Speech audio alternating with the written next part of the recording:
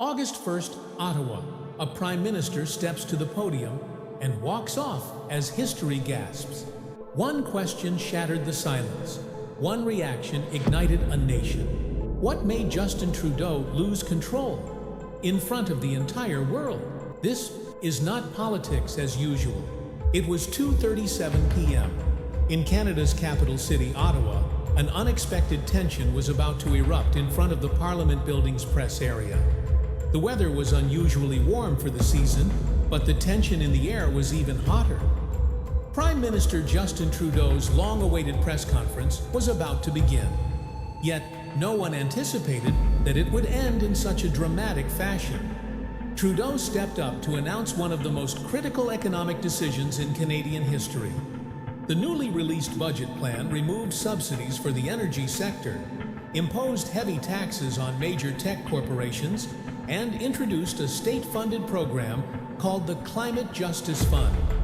Cameras, microphones, and smartphones were all recording with precision. Trudeau stood at the podium with his usual confidence. He adjusted his glasses, buttoned his jacket, and began speaking. But what happened during the final Q&A segment would change everything. A young journalist stood up.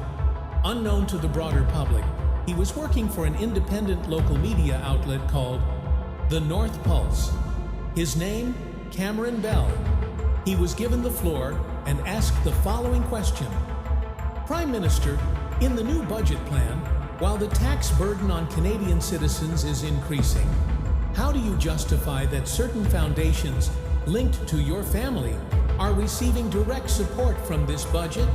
Isn't this a clear conflict of interest? The atmosphere in the room instantly froze. Journalists looked up. Advisors scribbled in their notebooks. Trudeau removed his glasses, paused for a few seconds, took the microphone in his hand. And then came the moment that stunned everyone. He threw the microphone. Yes, Prime Minister Justin Trudeau, just seconds after the question was asked, forcefully threw the microphone to the ground. It traced a short arc in the air and hit the floor with a loud metallic crash. Without saying a word, Trudeau left the podium and walked out of the room. This wasn't just an outburst, it was a symbol, and the media chased that symbol with relentless speed. Within seconds, hashtags like #TrudeauMeltdown were trending across Twitter, X, and Reddit. From Canadian celebrities to former cabinet members, opposition leaders to American journalists, everyone was sharing the clip. A CBC reporter said, live on air, this could be a turning point in modern Canadian political history, while a CNN analyst noted, one microphone hit the ground, but its echo may spark an international crisis. But the real shockwave came from the underlying allegation in Bell's question. According to publicly available foundation records, a foundation connected to Trudeau's mother and brother had reportedly received a $12 million grant from the Climate Justice Fund, without any competitive process.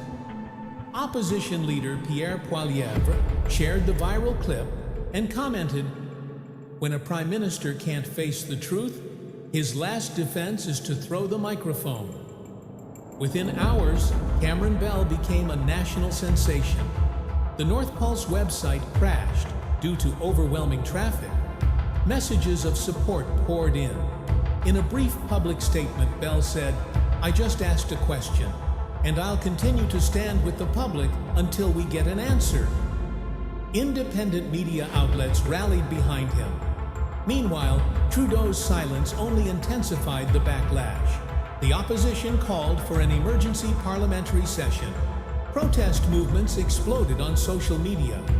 Mass demonstrations broke out in Vancouver, Toronto, and Montreal. Some protesters held microphone-shaped props. Others waved posters showing Trudeau's empty podium.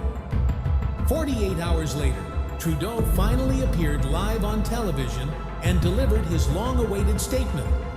My reaction in that moment was unacceptable.